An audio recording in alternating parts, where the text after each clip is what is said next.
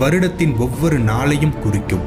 படிக்கொரு திருப்புகழ் பாடல் என்று 365 படிகளுக்கு 365 பாடல்கள் பாடி ஒவ்வொரு படியையும் வணங்கி வழிபட்டு முருகனை புத்தாண்டு தினத்தின் அதிகாலையில் தரிசிப்பார். 1926ஆம் ஆண்டு வரை வெறும் 30-40 பக்தர்கள் மட்டுமே பங்கெடுத்துக் கொண்ட திருத்தணி படி உற்சவம் 1937ஆம் ஆண்டில் இருந்து ஆயிரக்கணக்கானோர் கலந்து கொள்ளும் வகையில் முக்கியத்துவம் பெற்றது. இப்போது லட்சக்கணக்கான மக்கள் பங்கேற்கும் பெரும் உற்சவமாக மாறிவிட்டது.